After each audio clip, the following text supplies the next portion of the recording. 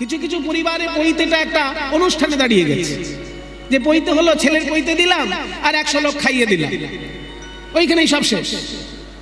তা কিন্তু নয়, ছেলেকে বুঝাতে হবে এই যে তোমার কাঁধে আজকে থেকে পৈতে উঠলো, তার মানে কি তুমি আজ থেকে সংকল্প নিলে যে আমি পড়াশোনা করে মানুষ হব। এই পড়াশোনা করে মানুষ হবার সংকল্পটা নেওয়ার জন্য কাঁধে পৈতে,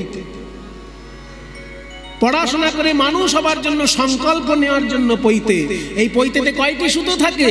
9টি সুতো থাকে। কেন? ওই 9টি গুণাবলী যেন আমার ভিতরে অর্জন করা হয়। সম, দম, তপ, এগুলো সব পাবেন শ্রীমদ্ ভগবদ গীতায়। আপনারা খুলবেন 18 নম্বর অধ্যায় পাবেন, সেখানে দেখবেন এই শ্লোকটা আছে যে 9টি সুতোর 9টি গুণ কি কি?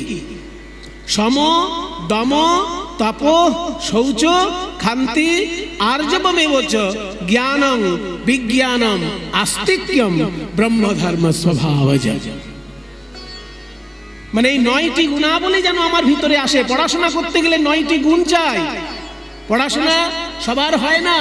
9টি গুণ যদি থাকে কারোর ভিতর, তবে তার পড়াশোনা সব থেকে ভালো হয়।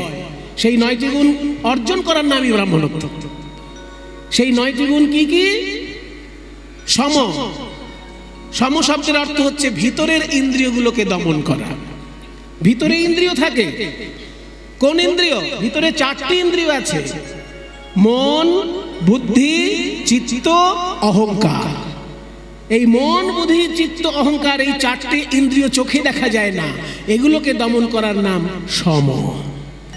আর যে ইন্দ্রিয়গুলোকে চোখে দেখা যায় সেগুলো বাইরে থাকে। এই যে 2টি চোখ, 2টি কান, নাকের 2 ছিদ্র, মুখ, পায়ু, উপস্থ, হাত, পা, 10টি ইন্দ্রিয় আছে, চক্ষু, কর্ণ, নাসিকা, জিহ্বা, ত্বক, মুখ, পানি, পাদয়, পায়ু, উপস্থ।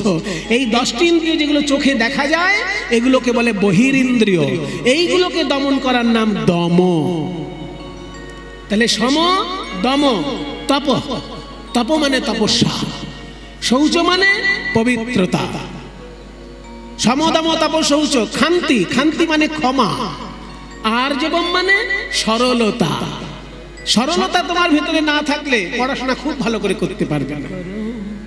এইগুলো হচ্ছে পড়াশোনার মানে কন্ডিশন। এইগুলো যদি তোমার থাকে, শর্তাবলী। কন্ডিশন মানে শর্তাবলী। হ্যাঁ, পড়াশোনা করতে গেলে তোমার এই গুণগুলো অর্জন করতে হবে। সম, দম, তপ, শৌচ, ক্ষান্তি, আর্জবম এবচ জ্ঞানম। তারপর জ্ঞান অর্জন, বিজ্ঞানম। যেগুলো পড়াশোনা করে হয় না সেই জ্ঞান অর্জন করা, তাকে বলে বিজ্ঞানম। এবং শেষকালে হচ্ছে বিশ্বাস। গুরুদেবের কথায় যদি তোমার বিশ্বাস না হয়, শিক্ষকের কথায় যদি তোমার বিশ্বাস না হয়, তাহলে পড়াশোনা কি করে করবে তুমি? এই জন্য কাঁধে পৈতে থাকে, যাতে 9টি গুণ অর্জন করে পড়াশোনার সংকল্প করা হয়। নিতাই তিনিও ব্রাহ্মণ সন্তান, গৌর সুন্দর তিনিও ব্রাহ্মণ সন্তান, তারাও পৈতে নিয়েছেন, পড়াশোনার জন্য জ্ঞান অর্জন করার সংকল্প নিয়েছেন। আর সেই জ্ঞান তাদের কুক্ষিগত করেননি, আমাদের মতো হতভাগ্য জীবকে বিতরণ করে দিয়েছেন। যে জ্ঞান ওনারা অর্জন করেছেন সেই জ্ঞান আমাদেরকে বিতরণ করে দিয়েছেন। তাই জন্য তারা আমাদের পূজনীয়।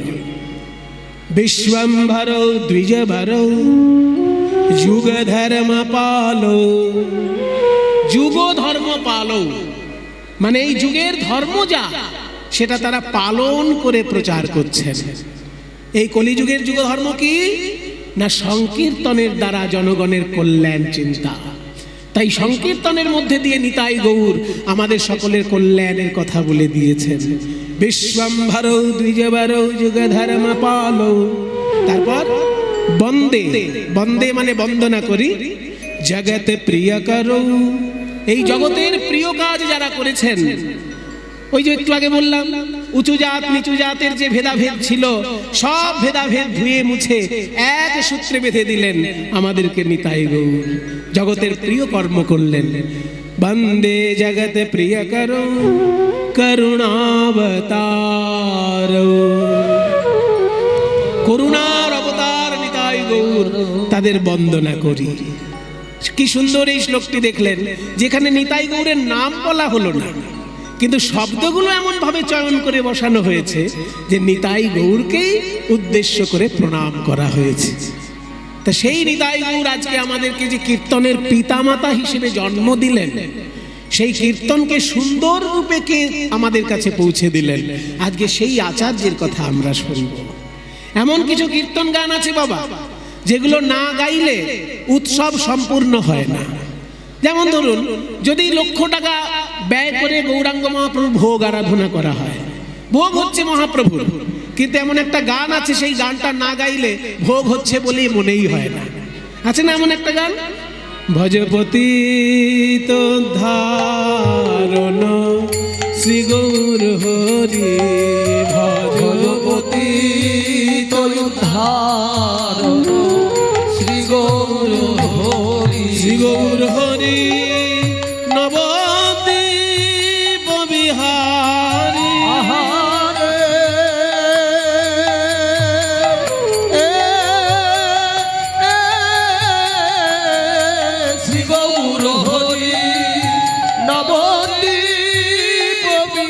গৌর হরি নবদ্বীপ বিহারী, নবদ্বীপ বিহারী, নবদ্বীপ বিহারী। হরে দীন দয়াময় হিতকারী, হরে হরে দীন দয়াময় হিতকারী, ভজপতি ধারণ শ্রী গৌর হরি। শুনো শুনো মহাপ্রভু কর অবধান।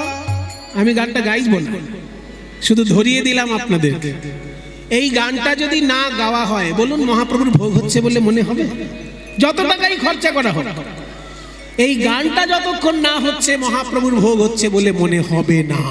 তাহলে কে সেই আচার্য যিনি এত সুন্দর গান আমাদেরকে উপহার দিলেন, যা না গাইলে মহাপ্রভুর ভোগ বলেই মনে হবে না? আরো একটি গান আছে বাবা, যে গানটি না গাইলে উৎসব শেষ হচ্ছে বলে মনে হবে না। আপনি অনেক বড় উৎসব করলেন, কিন্তু শেষকালে সেই গানটা না গাইলে উৎসব শেষ হচ্ছে বলে মনে হবে না। সেটাও তার রচনা, দেখুন মনে পড়ে যাবে আপনাদের। হরি হরায় নম কৃষ্ণ যাদবায় নম, হরি হরায় নম কৃষ্ণ যাদবায় নম, গোপাল গোবিন্দ রাম যাদবাই। আচ্ছা আচ্ছা, ভুল হয়ে যাচ্ছে।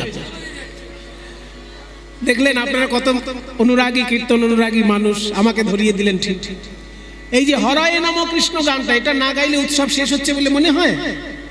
হরায় নম কৃষ্ণ যাদবায় নম, তারপর যাদবায় গোপাল গোবিন্দ, হ্যাঁ মাধব, আচ্ছা যাদবায় মাধব, কিছু মনে করবেন না, হয়ে যায়, ভুল হয়ে যায়। কিন্তু আমি ভুল করিনি, এর ভেতরে একটা ইতিহাস আছে, সেটা সবার জানা দরকার। এই যাদবায় মাধবায় কেশবায় নম এই লাইনটা ছিল না, এই মাঝখানে লাইনটা কে আনলো সেটাই গবেষণার বিষয় আজকে। মূল কীর্তনটা চৈতন্য মহাপ্রভুর রচনা, মূল কীর্তন যেটা সেটা চৈতন্য মহাপ্রভুর রচনা।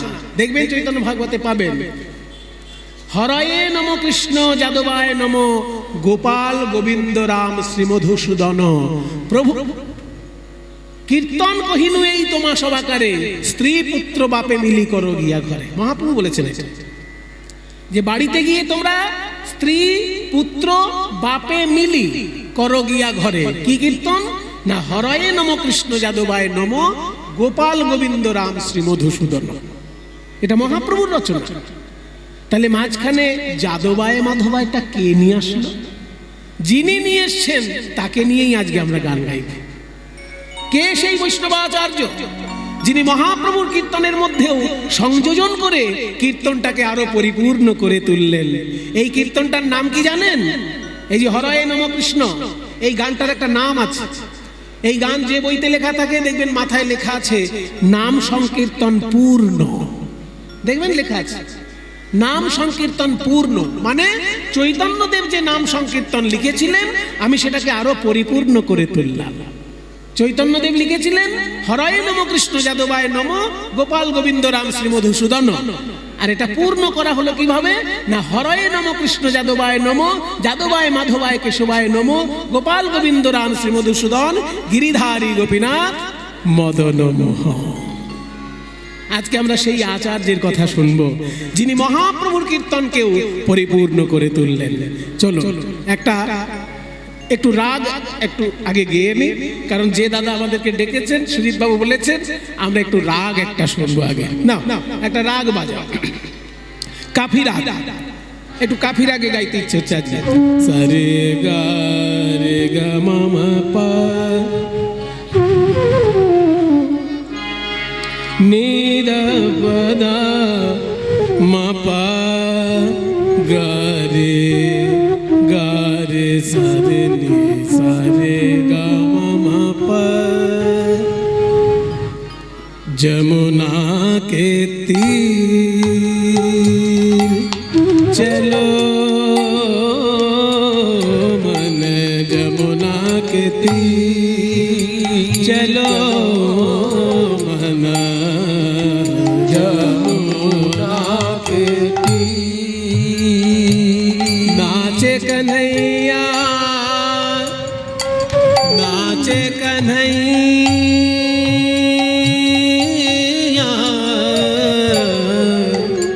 नाचे कन्हैया संग लेके गैया।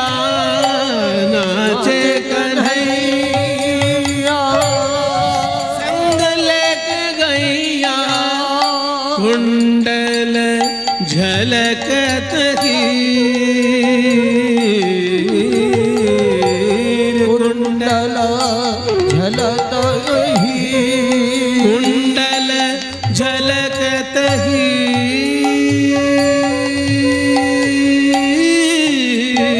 कुंडल झलकत हीर हीर रे जमुना के तीर तीर तीर चलो जमुना के तीर चलो यमुना जमुना के तीर। सा सा सा रे रे रे गा गा गा मा मा मा पा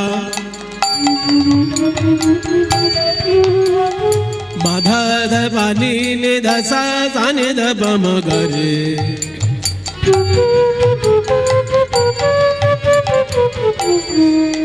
नि सा गा रे सा रे नि सा धा नि पा धा मा प ग रे ग रे सा।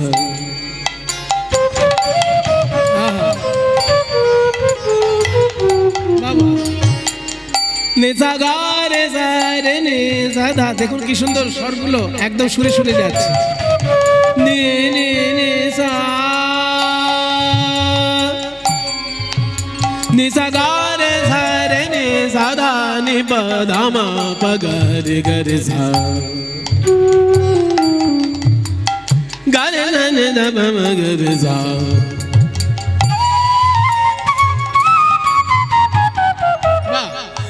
गा रे ध नि ध प म ग रे धा। सा रे ग म प ध नि सा रे ग रे ग म ग म ग म ग म ग म म प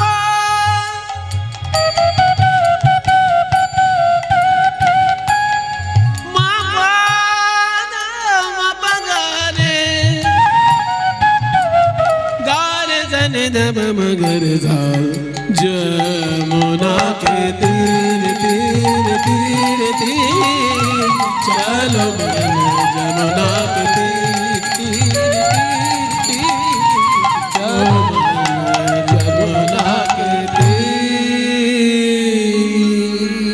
যমুনার তীরে যাবেন বলে মহাপ্রভু বেরিয়েছেন, কিন্তু বৃন্দাবন যাবার উদ্দেশ্যে যখন তিনি এসেছিলেন মালদা জেলায়, সনাতন গোস্বামীর কথায় তিনি মালদা থেকে আবার ফিরে গেছিলেন পুরীধামে।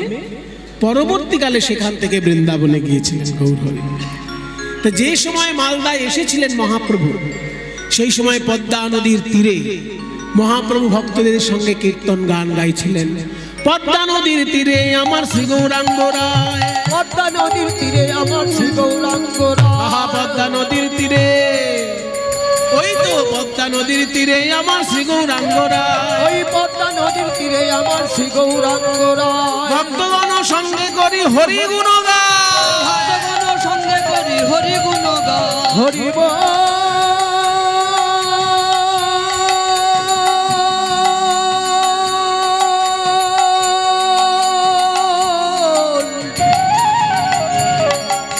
হরি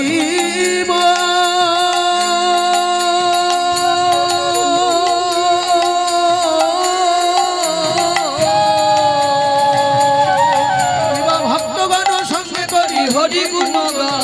ভক্তগণ সঙ্গে করি হরি গুণগান। হরিনাম সংকীর্তন জমে উঠেছে পদ্মা নদীর তীরে। হঠাৎ মহাপ্রভু একটা অচেনা নামে উচ্চ ঈশ্বরে ডাকতে লাগলেন, নরু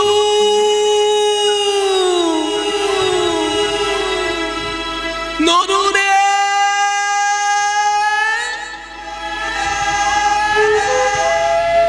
নরু নরু নরু বলি প্রভু ডাকে বারবার। নরু নরু বলি প্রভু ডাকে বারবার। ডাকিতে ডাকিতে বহে প্রেম অশ্রুধারা। ডাকিতে ডাকিতে বহে প্রেম অশ্রুধারা। ও কৃষ্ণদা, ও রাজদীপ, ও বিশু, এই নতুন নামে মহাপ্রভু কাকে ডাকছেন? এটাই তো, এই নামে তো আমাদের মধ্যে কোনো ভক্ত নেই। না কেউ নেই। নরু নরু বলে প্রভু ডাকছেন, এবার কি? গৌর হরি, আপনি এই নতুন নামে কাকে ডাকছেন? হে ভক্তগণ, আমি যাকে ডাকছি তার এখনো জন্মই হয়নি। হ্যাঁ, জন্মই হয়নি, তার এখনো জন্মই হয়নি। এই পদ্মা নদীর তীরে সে জন্মগ্রহণ করবে, তাই আমি আগে থেকে তাকে ডাকছি। এই পদ্মা নদীর তীরে রাজপুত্র রূপে তার জন্ম হবে, আমি আজ থেকে তাকে ডেকে যাচ্ছি। তার শুদ্ধ নাম হবে নরোত্তম, আর ডাক নাম হবে নরু। তাই আমি তাকে ডাক নামে ডেকে যাচ্ছি, যাতে তাড়াতাড়ি সে জন্মগ্রহণ করে। ঠিক আছে, তোমাদের সবার স্নান হয়ে গেছে, এবার তোমরা নদীর উপরে উঠে যাও, আমার একটু ব্যক্তিগত কাজ আছে। এই সবাই সরে আয়, সবাই সরে আয়। মহাপ্রভু একা থাকবেন নদী জলে। সবাই পদ্মা নদী থেকে উপরে উঠে গেল। মহাপ্রভু আমার পদ্মা নদীর জলে নাভি পর্যন্ত দাঁড়িয়ে পদ্মা নদীর সঙ্গে কথা বলছেন। মায়েরা, মহাপুরুষদের জীবনে এমন কিছু ঘটনা ঘটে যা চোখের সামনে দেখলেও লোকে বিশ্বাস করতে পারে না। আজকে মহাপ্রভু পদ্মা নদীর সঙ্গে কথা বলছেন, নাভি জলে দাঁড়িয়ে পদ্মা নদীর সঙ্গে কথা বলছেন। ওগো পদ্মা নদী,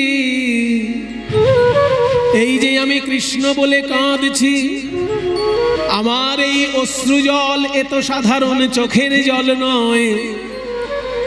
আমার বুকের ভিতরকার জমাট বাঁধা কৃষ্ণ প্রেম বিন্দু বিন্দু রূপে বাইরে আসছে, আর এই কৃষ্ণ প্রেম অশ্রু রূপে আমি তোমার জলে মিশিয়ে দিলাম। তোমাকে আমি এই অশ্রু রূপে আমার হৃদয়ের প্রেম মিশিয়ে দিলাম।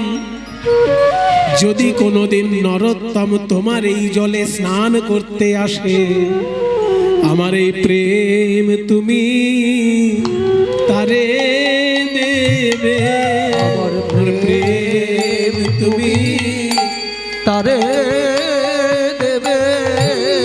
যদি নরোত্তম স্নান করতে আসে, আমার প্রেম তুমি তারে দেবে। যেদিন নরোত্তম স্নান করতে আসবে, আমার প্রেম তুমি তারে দেবে। পদ্মা নদীও মহাপ্রভুকে বলছে, গৌর হরি, আমি তো আর 5টা নদীর মতো একটা নদী। আমার জলে প্রতিদিন হাজার হাজার লোকে স্নান করে। আমি কি করে বুঝবো নরোত্তম দাস কে আর অন্য মানুষ কে? আমি কি করে আলাদা করব নরোত্তম দাসকে? বলে হ্যাঁ, এটা তো ঠিক কথা।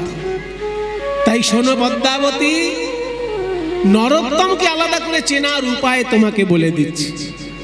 নরোত্তম দাস যেদিন প্রথম তোমার জলে স্নান করতে আসবে, তার ছোঁয়া লাগলেই তোমার জলে বড় বড় ঢেউ তৈরি হবে, বড় বড় ঢেউ তৈরি হবে।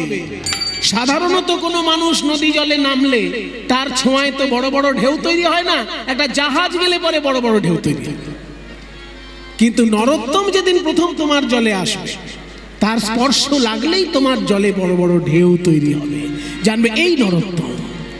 যাহার পরশে তুমি অধিক উছলিবা, যাহার পরশে তুমি অধিক উছলিবা, আমার এই প্রেম তুমি তাহারে দিবা, আমার এই প্রেম তুমি তাহারে দিবা। তোমার তরঙ্গ বাড়বে, আর তরঙ্গ বাড়বে, নরোত্তমের পরশে তোমার তরঙ্গ বাড়বে। ওই নরোত্তমের পরশে তোমার তরঙ্গ বাড়বে। নরোত্তমের ছোঁয়া পেলেই তোমার জলের ঢেউ সৃষ্টি হবে। মায়েরা একটা জিনিস খেয়াল করলেন, যার উদ্দেশ্যে মহাপ্রভু চোখের জল মিশিয়ে দিলেন পদ্মা নদীতে, তার এখনো জন্মই হয়নি, জন্মই হয়নি তার এখনো। কত বড় কৃপা! যার এখনো জন্ম হয়নি তার উদ্দেশ্যে প্রেম গচ্ছিত রাখছেন পদ্মা নদীর কাছে। চোখের জল রূপে প্রেম পদ্মা নদীর জলে মিশিয়ে দিলেন, যাতে নরোত্তম আসলে এই প্রেম পদ্মা নদী তাকে দেয়। আচ্ছা, কারোর কাছে কিছু গচ্ছিত রাখলে সে দেবে তো ঠিক লোককে। মনে করুন আমি কৃষ্ণদাকে দায়িত্ব দিলাম, ও কৃষ্ণদা এদিকে আসুন, আমার দাদার জন্য আমি একটা বড় কম্পিউটার কিনেছি, আচ্ছা, আমার দাদার জন্য একটা বড় কম্পিউটার কিনেছি, বেশ, কিন্তু দাদা তো এখন বাইরে আছে, আবার দাদা যখন আসবে তখন আমি চলে যাব, হ্যাঁ, সেই জন্য দাদার সঙ্গে আমার দেখা হবে না। না, তো এই কম্পিউটারটা একটু আপনার ঘরে রেখে দেবেন, আমার দাদা যখন আসবে দাদাকে দিয়ে দেবেন। ধন মশাই, হ্যাঁ, আমার একটি ছোট মতো জায়গা, ছোট ঘর, হ্যাঁ, ছোট ঘর কুলাই না আমার জিনিসপত্রে। আবার তুমি আবার বলছো কম্পিউটার না কম্পিউটার বলছো, হ্যাঁ, তাহলে এই কম্পিউটার রাখার জায়গা হবে না, ওই হচ্ছে হবে না। না। দেখুন, উপকার করতে চাইছে না, একটু পাড়ার লোকে উপকার করুন না।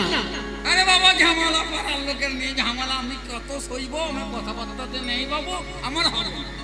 এবার দেখুন, আপনারা দেখুন, ও কৃষ্ণদা, হ্যাঁ, বলুন, যতদিন দাদা না আসছে, হ্যাঁ, আমার দাদা যতদিন না আসবে, হ্যাঁ, ততদিন না হয় কম্পিউটারটা আপনি কারেন্টের তার আর ওই ইন্টারনেট কানেকশন জুড়ে দিয়ে নায়ক নায়িকার নাচ গান দেখে নেবেন একটু। বলছো? আরে তোমার দাদা না আসে, একবারে যদি না আসে তাতে আরো ভালো হবে। দেবো, দেবো। রাখতে দেবে তো? হ্যাঁ, হ্যাঁ, দেবো। তো দেখুন, একটু আগেই রাখতে চাইছিল না, এবার যখনই বললাম যে আপনি ইন্টারনেট কানেকশন জুড়ে নিয়ে নায়ক নায়িকার নাচ দেখবেন, অমনি মনের আনন্দে বলছে হ্যাঁ রেখে যাও, দাদাকে দিয়ে দেবো। তার মানে কি, মানুষ তখনই উপকার করতে চায় যখন সেই উপকারের সঙ্গে নিজের স্বার্থ জড়িয়ে থাকে। পদ্মা নদী মনে মনে ভাবছে, কবে নরোত্তম জলে স্নান করতে আসবে তা জানি না, নরোত্তমের এখনো জন্মই হয় নাই। কিন্তু যতদিন নরোত্তম না আসছে ততদিন আমি গৌর প্রেম ধনে ধনী হলাম, প্রেম ধনে ধনী হলাম, আমার নদী জনম ধন্য হলো, প্রেম ধনে ধনী হলাম, আমার নদী জনম ধন্য হলো। এই গৌর প্রেম লাভ করে নদী জনম ধন্য হলো, গৌর প্রেম লাভ করে আমার নদী জনম ধন্য হলো, প্রেম ধনে ধনী হলাম। নরোত্তম জন্মগ্রহণ করলেন পদ্মা নদীর তীরে, রাজশাহী জেলার রাজপুত্র রূপে। রাজা কৃষ্ণধন দত্ত, মায়ের নাম নারায়ণী দেবী।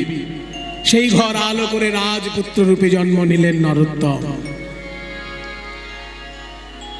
পদ্মা নদী তীরে আছে খেতুরি গ্রাম, পদ্মা নদীর তীরে আছে খেতুরি গ্রাম। বলি কি অপূর্ব শোভা তার অতি মনোরম। কি অপূর্ব শোভা তার অতি মনোরম। নরোত্তম জন্মিলেন কৃষ্ণধনের ঘরে, নরোত্তম জন্মিলেন কৃষ্ণধনের ঘরে। মহাভাগ্যবতী নারায়ণীর উদরে ওই মহাভাগ্যবতী নারায়ণীর উদরে জন্মগ্রহণ করলেন বৈষ্ণবাচার্য নরোত্তম। কিন্তু ছোট্ট ছেলে রাজপুত্র তো, পাড়ার লোকে দেখতে গিয়েছে রাজপুত্রকে। কিছু কিছু লোক থাকে বাবা, কোনো কিছুতেই সে আনন্দ পায় না। তো একজন রাজপুত্রকে দেখতে গেছে, তাকে জিজ্ঞেস করা হচ্ছে, ও কৃষ্ণদা, আপনি তো রাজপুত্রকে দেখতে গেছিলেন, তো রাজপুত্র কেমন হয়েছে বলুন আমাদের। কেমন হয়েছে? আমার মোটেই ভালো লাগেনি, একবারেই ভালো লাগেনি। রাজপুত্র দেখলেন ভালো? আরে রাজপুত্র কোথায় না, দুটো চেহারা হবে এখানে, মানে চন্দ্রের রেখা থাকবে, চিহ্ন থাকবে, হৃষ্টপুষ্ট চেহারা হবে, আর কথা ফর্সা হবে, আর এখানে কালো। কালো ছেলে? তা কালো ছেলে হয়েছে বলে আপনার মনটা খারাপ? আরে বাবা শুনুন, সোনার আংটি সোজা হলেও যত টাকা ভরি, বাঁকা হলেও তত টাকাই ভরি। রাজপুত্র রাজপুত্র, সে ফর্সা হোক আর কালো হোক, আনন্দ করুন মশাই। তখন আবার কি উত্তর দিচ্ছে জানেন? বলে তার মানে তুমি বলছো যে নাই মামার থেকে কানা মামাই ভালো। আসলে কিছু কিছু লোক থাকে বিশ্ব নিন্দক, তাদের কোনোদিন খুশি করতে পারবেন না। একটা গল্প মনে পড়ে গেল, শুনুন। একজন প্রত্যেকটা বিয়ে বাড়িতে যায় আর ভালো ভালো খাবার খায়, খেয়ে আসার সময় নিন্দে করে, এই আজকের চাটনিটা বড্ড টক হয়ে গেছে। আবার কোনোদিন বলছে আজকে রসগোল্লাটা বড্ড মিষ্টি দিয়ে ফেলেছে। মানে কিছু না কিছু একটা নিন্দে সে করবেই। এইবার একটা বিয়ে বাড়িতে সমস্ত রান্না খুব সুন্দর হয়েছে, কোনোটা নিন্দের মতো হয়নি। তখন তাকে জিজ্ঞেস করা হলো, আচ্ছা আজকে তো সবাই বলছে সব রান্না ভালো হয়েছে, আপনার কি মত? তখন সে উত্তর দিচ্ছে কি, সবাই যখন ভালো হয়েছে বলছে তাহলে ভালোই হয়েছে, কিন্তু এত ভালো আবার ভালো না। বুঝো, বলছে এত ভালো আবার ভালো না, ওই জন্য বিশ্ব নিন্দুক যারা, তাদের খুশি করা যায় না। জন্মগ্রহণ করলেন নরোত্তম, রাজার মন আনন্দে ভরে গেল। ভগবানের উদ্দেশ্যে প্রণাম জানিয়ে প্রার্থনা করতে লাগলেন। আসুন আমরা একটু প্রার্থনা করি সবাই মিলে। সবাই মিলে একটু হাত জোড় করুন, আমরা একটু প্রার্থনা করি ভগবানের চরণে। আমি কি বলে করিব নিবেদন, আমার হৃদয় প্রাণ মন, আমি কি বলে করিব নিবেদন। রবীন্দ্রনাথ ঠাকুরের প্রার্থনা, কি অপূর্ব কথাগুলো দেখুন। ভগবানকে যদি দিতে হয় কি দেবে? আমার হৃদয় প্রাণ মন, আমি কি বলে করিব নিবেদন। চিত্তে আসি দয়া করি, নিজে লহ অপহরি। আমি তো দিতে পারি না, আমি দিতে চাই না। আমি আমার মন দিয়েছি সংসারকে, আমি আমার মন দিয়েছি ছেলে মেয়েকে, আমি আমার মন দিয়েছি স্ত্রীকে, ভাই বন্ধুকে, কিন্তু তোমাকে দিতে পারিনি ঠাকুর। তাই তুমি জোর করে আমার হৃদয়ে এসে আমার মনটাকে কেড়ে নিয়ে যাও দেখি। চিত্তে আসি দয়া করি, নিজে লহ অপহরি, করতারে আপনারি ধন। আমার হৃদয় প্রাণ মন, আমি কি বলে করিব নিবেদন। ভগবানকে আমরা টাকা পয়সা দিই, ভগবানকে আমরা জামা কাপড় দিই, ভগবানকে আমরা ফল মিষ্টি দিই, কিন্তু কখনো নিজের দেহটাকে দান করি কি? এই দেহটা আমরা সংসারকে দান করে দিয়েছি, ভগবানকে দিতে পারি না। তাই যারা দেহটাকে ভগবানের চরণে দান করে তারাই শ্রেষ্ঠ দান করে। এই যে আজকে আপনারা 24 ঘন্টা যদি কীর্তন শোনেন, 365 দিনের মধ্যে এই একটা দিন 24টা ঘন্টা আপনি কিন্তু ভগবানকে দেহটাকে দিয়েছেন। ভগবানের উদ্দেশ্যে আপনার দেহটা যে এইখানে বসিয়ে রেখেছেন, সারাক্ষণ তার কথা কানে আসছে, তার শাস্ত্রবাণী কানে আসছে, তার গীতার শ্লোক কানে আসছে, তার ভাগবতের শ্লোক কানে আসছে, ভগবানের যে বাণী কানে আসছে। এইখানে কীর্তনের আসলে যে বসে আছেন, এই দেহ দান করাটাই তো শ্রেষ্ঠ দান। কিন্তু কবিগুরু রবীন্দ্রনাথ তার একটু এগিয়ে গিয়ে বলছেন যে আমি যদি দেহটা দান করি সেটাও তো তুচ্ছ দান প্রভু, কারণ এই দেহটার পরিণাম কি? এই দেহটা যদি মৃত্যু ঘটে তাহলে দেহটাকে কি করে মানুষ? চিতায় পুড়িয়ে দেয়, আর চিতায় পুড়িয়ে দিলে কি হয়? ছাইতে পরিণত হয়ে যায়। আর যারা চিতায় পোড়ায় না, কবর দিয়ে দেয়, সমাধি দিয়ে দেয়, তখন দেহটা কি হয়ে যায়? ধুলোর সঙ্গে মিশে যায়। তাহলে হয় ছাই হয়, নয় ধুলো হয়। পুড়িয়ে দিলে ছাই, মাটিতে পুঁতে দিলে ধুলো, এছাড়া দেহের আর কি আছে? শুধু ধুলা শুধু ছাই, মূল্য যার কিছু নাই, মূল্য তারে কর সমর্পণ। কি সুন্দর! এই দেহটা হচ্ছে ছাই আর ধুলো, পুড়িয়ে দিলে ছাই, পুঁতে দিলে ধুলো। শুধু ধুলা শুধু ছাই, মূল্য যার কিছু নাই, মূল্য তারে কর সমর্পণ। মূল্যহীন বস্তুকে মূল্যবান করা যায় কিভাবে? যদি পরশমণি ছুঁয়ে দেওয়া যায়। এই যে মাইকের স্ট্যান্ড, এই যে মাইকে কথা বলছি, মাইকের স্ট্যান্ডটা লোহা দিয়ে তৈরি তো, এই লোহার স্ট্যান্ডের কত আর দাম হবে? কিন্তু এখন যদি পরশ পাথর এনে এই মাইকের স্ট্যান্ডে ছুঁয়ে দেওয়া হয়, তাহলে মাইকের স্ট্যান্ডটা পুরোটা সোনার হয়ে যাবে, এত দামি হয়ে যাবে, আর যা সারা জীবন মাইক চালাতে হবে না, তাই না বাবা? একটা লোহার স্ট্যান্ডের যা দাম, স্ট্যান্ডের কথা বাদ দিলাম, গাড়ি তো লোহার, কিন্তু তাতে যদি পরশমণি ছুঁয়ে দেওয়া যায়, পুরো গাড়িটা সোনার গাড়ি হয়ে যায়। তাহলে মূল্যহীন বস্তুকে মূল্যবান করে দেওয়া যায় পরশ পাথর ছুঁয়ে দিয়ে। তেমনি আমার এই মূল্যহীন জীবনটাকে তুমি মূল্যবান করে দিতে পারো তোমার ওই চরণ রূপী পরশ পাথর আমাকে যদি ছুঁয়ে দাও প্রভু। শুধু ধুলা শুধু ছাই, মূল্য যার কিছু নাই, মূল্য তারে কর সমর্পণ।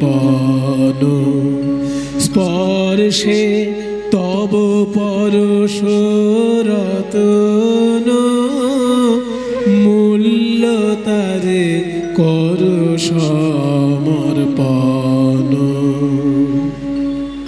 আমার এই মূল্যহীন জীবন যখন মূল্যবান হয়ে যাবে তোমার চরণের ছোঁয়া পেয়ে, আমি লোককে ডেকে ডেকে বলবো, ওরে দেখে যা দেখে যা, আমি এমন একজনকে ভালোবেসেছি, তার ছোঁয়া পেয়ে আমার মূল্যহীন জীবন মূল্যবান হয়ে গেছে, তোরাও তাকে ভালোবাস। ভগবানের চরণে আত্মনিবেদন করিয়ে দিল ছোট্ট ছেলেকে।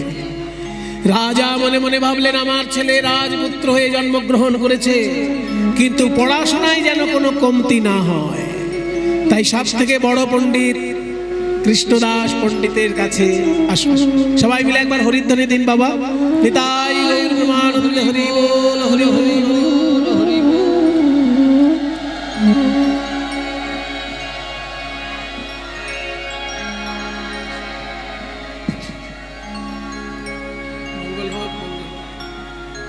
মঙ্গল হল। নিতাই গৌর হরি হরি বল হরি বল হরি বল। ভালো থাকো মা, সংসারের মঙ্গল হোক, সর্বাঙ্গীন মঙ্গল কামনা করে নিতাই চাঁদের চরণে ভক্তি হোক। ছোট্ট ছেলে যখন জন্মগ্রহণ করলো, পণ্ডিতের কাছে দিল পড়াশোনা করতে। কৃষ্ণদাস পণ্ডিত বলছে, শোনো নরোত্তম, একটা কাগজ দিলাম, কলম দিলাম, ক খ গ ঘ দিয়ে কিছু লিখে দাও দেখি।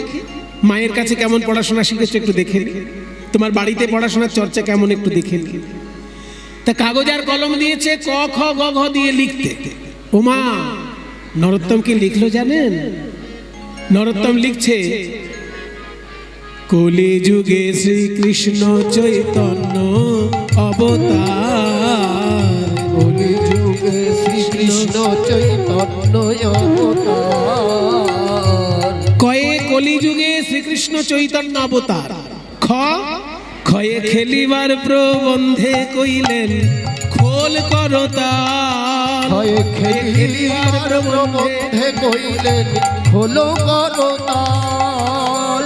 গ গ দিয়ে লিখলেন গড়াগড়ি যান প্রভু নিজ সংকীর্তনে, গয়ে গড়াগড়ি যান প্রভু নিজ সংকীর্তনে।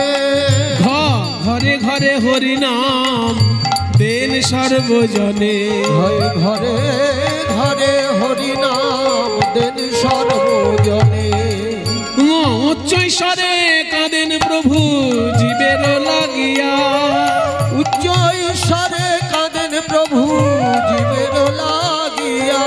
চ চেতন করান জীবে কৃষ্ণ নাম দিয়া, জয় চেতন করানো জীবে কৃষ্ণ নাম দিয়া।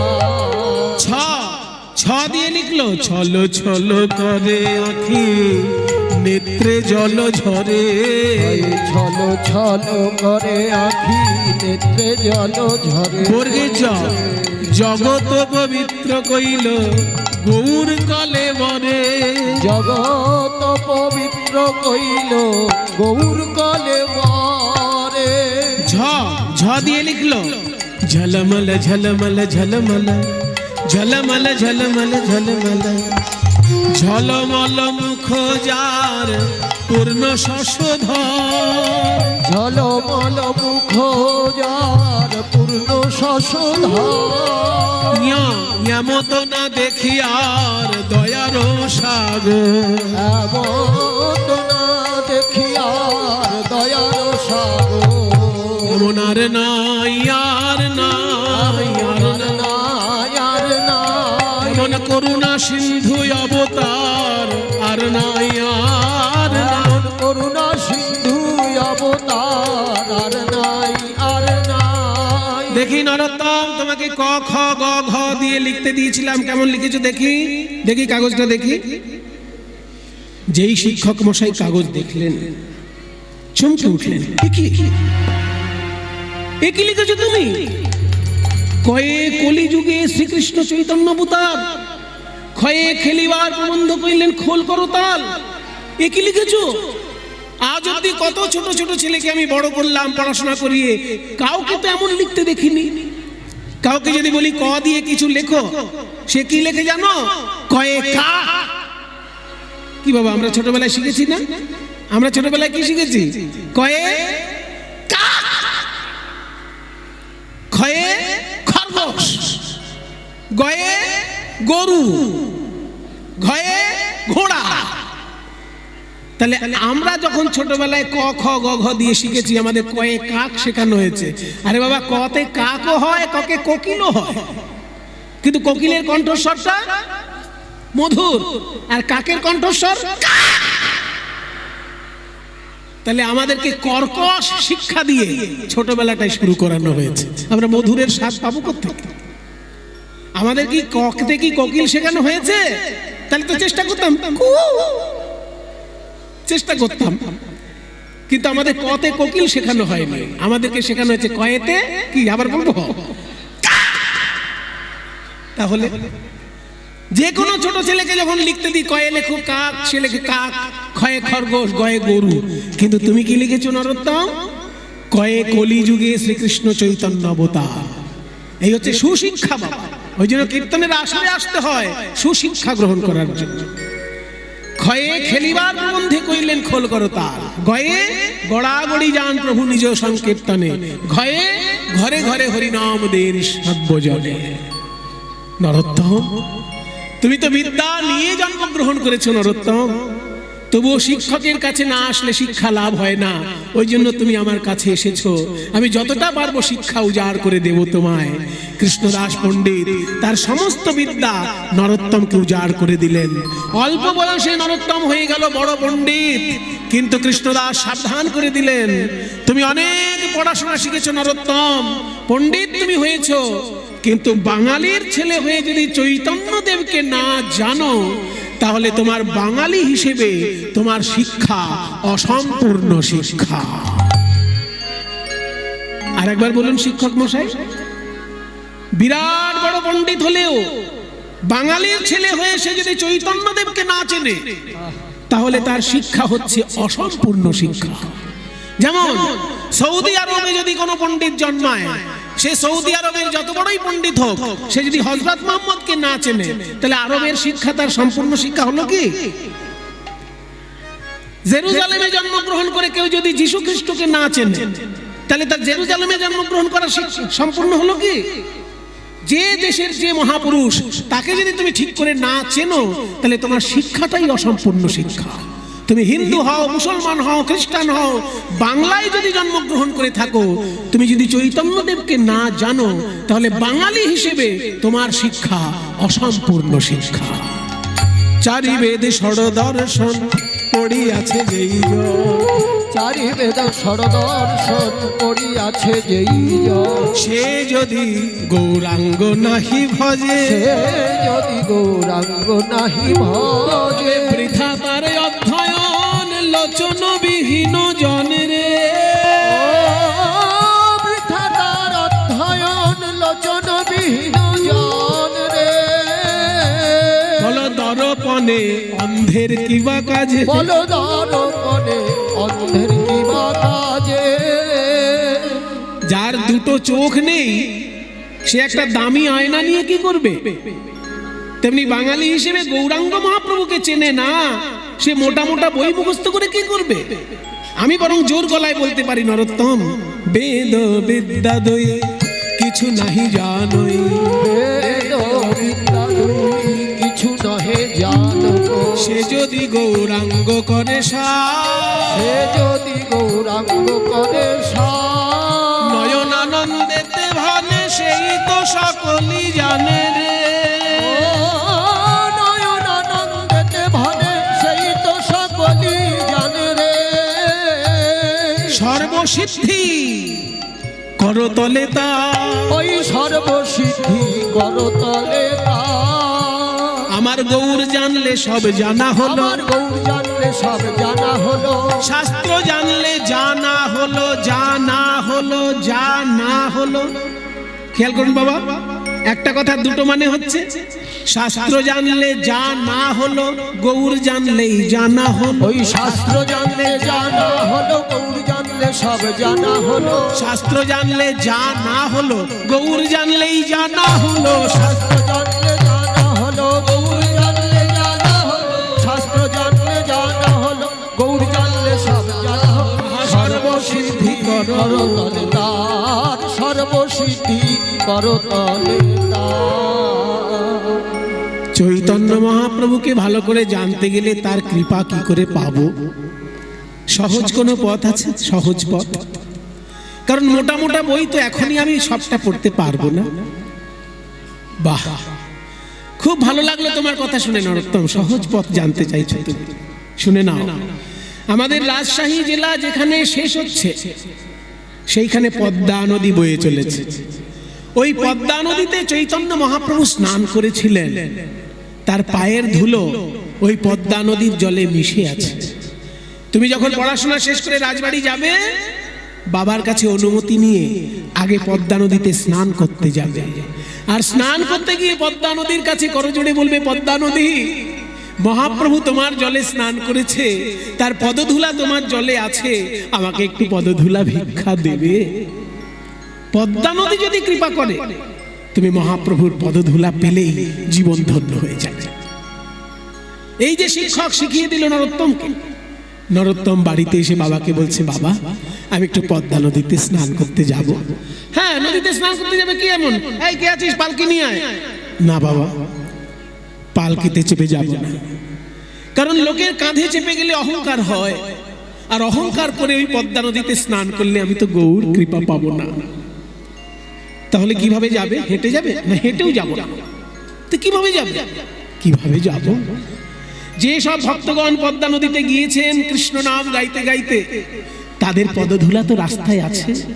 তাই আমি গড়াগড়ি দিয়ে যাব, আমি গড়া গড়ি দিয়ে যাব, ভক্তের পদধূলা অঙ্গের ভূষণ হবে। আমি গড়া গড়ি দিয়ে যাব, ভক্তের পদ ধুলায় অঙ্গের ভূষণ হবে, গড়া গড়ি দিয়ে যাব। আমার ছেলে যা বলছে তাই হবে। সেনাপতি, ছেলের পিছনে পিছনে যাবে, ভালো করে ছেলেকে স্নান করিয়ে নিয়ে এসো। নরোত্তম পদ্মা নদীর তীরে গিয়ে দাঁড়িয়েছে। সেনাপতি, তুমি আমার হাত ছেড়ে দাও, আমি একা জলে যাব, একা নামবো জলে, একা জলে নামবো। ছাড়বে না? দায়িত্ব দিয়েছে। তাহলে তুমিও শোনো, তুমি যদি আমাকে জলে নামতে না দাও, তাহলে বাবাকে গিয়ে আমি বলবো এই লোকটা আমায় ডুবিয়ে মারতে চেয়েছে। বাবা, এই কি ছেড়েছে বাবা? ঠিক আছে নরোত্তম, তাহলে যাও, একটা মাত্র ডুব দিয়ে চলে আসবে, কথা দাও। বলে হ্যাঁ, আমি একটাই ডুব দিয়ে চলে আসবো, বেশি দেরি করতে। ঠিক আছে যাও। যেই না নরোত্তম পদ্মা নদীতে স্নান করতে গিয়ে, মায়েরা দেখুন সব জায়গায় শিক্ষা আছে। কোন পবিত্র নদীতে স্নান করতে গেলে আগেই পা দিয়ে দিতে নেই। নদী তীরে দাঁড়িয়ে আগে ওই নদীর জল একটু মাথায় দিতে হয়, তারপর পা দিতে হয়। তো যখনই পদ্মা নদীর তীরে দাঁড়িয়ে ওই পদ্মা নদীর জল একটু মাথায় দিয়ে প্রণাম করতে গেছে, প্রণামেরও ছলে জল পরশ করিল, প্রণামেরও ছলে জল পরশ করিল, আর তখনই পদ্মা নদীর তরঙ্গ বাড়িল, তখনই পদ্মা নদীর তরঙ্গ বাড়িল, তখনই পদ্মা নদীর তরঙ্গ বাড়িল। ভয়ঙ্কর ঢেউ উঠে উথাল পাথাল জল হয়ে নরোত্তমকে বাঁকিয়ে নিয়ে নিয়ে নদী গর্ভে চলে গেল।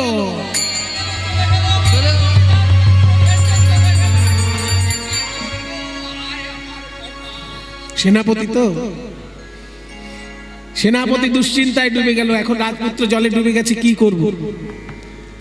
গভীর নদীতে গিয়ে নরোত্তম আশ্চর্য দৃশ্য দেখল। সোনার সিংহাসন আলো করে এক দেবী বসে আছেন। কে মা আপনি? আমি পদ্মা নদী। হ্যাঁ, পদ্মা নদী এরকম কথা বলতে পারে? সবার সঙ্গে বলে না বাবা, তোমার মতো ভাগ্যবান কেউ থাকলে তার সঙ্গে বলে। পদ্মা নদী, মা, আমার মহাপ্রভু আপনার জলে স্নান করেছে, মহাপ্রভুর পদধূলি আপনার জলে আছে, দয়া করে আমাকে একটু পদধূলি দেবেন মা। আমার শিক্ষক মশাই বলেছেন আমার জীবন ধন্য হয়ে যাবে। পদ্মা নদী কেঁদে বলে, ওরে নরোত্তম, তোর শিক্ষক মহাশয় ভুল বলে নাই, আমার জলে মহাপ্রভুর পদধূলায় আছে, সে তো সবার জন্য, কিন্তু তোর জন্য মহাপ্রভু যা রেখেছেন তা তো আমি ছাড়াই আর কেউ জানে না। শুনবি, মহাপ্রভুর বুকের ভিতর জমাট বাঁধা কৃষ্ণ প্রেম অশ্রু রূপে বাইরে এসেছিল, আর সেই অশ্রু তিনি আমার জলে মিশিয়ে দিয়েছিলেন, আর বলেছিলেন নরোত্তম যদি কোনোদিন স্নান করতে আসে, আমার এই প্রেম তুমি তাকে দিবে। এতদিন আমি গৌর হরির সেই প্রেম হৃদয়ে ধরে রেখেছিলাম, আজকে তুই যখন এসেছিস বাবা নরোত্তম, আয় আমার কোলে আয়, আমি আমার সেই গৌর প্রেম তোকে আজকে দান করব। আজ থেকে আমি হলাম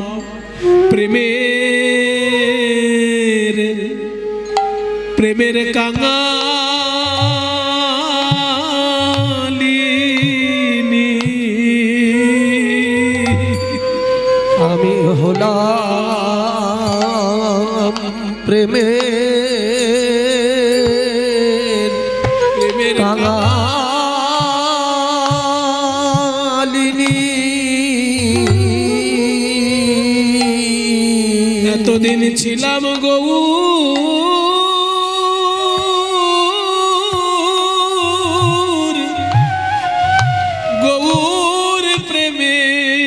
ধনী, আজ আমি হলাম প্রেমের কাঙালি।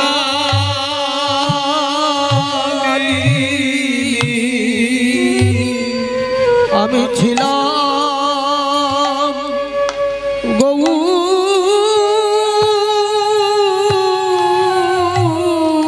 প্রেমে ধনী, আমি হলাম প্রেমের কাঙালিনী।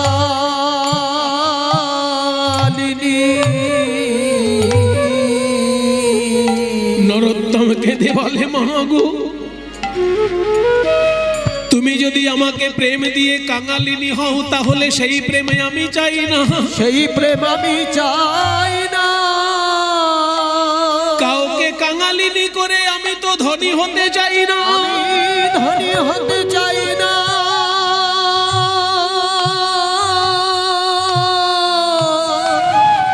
পদ্মা নদী বলে, ওরে নরোত্তম, প্রেম ধন এমন ধন নয় কাউকে দিলে ফুরাইয়ে যাবে, কিন্তু এই গৌর প্রেম রাজ্যের এই তো স্বভাব, যে যত বড় ধনী সে তত মানে অভাব, কারণ এই অভাব না থাকলে তো কাঁদা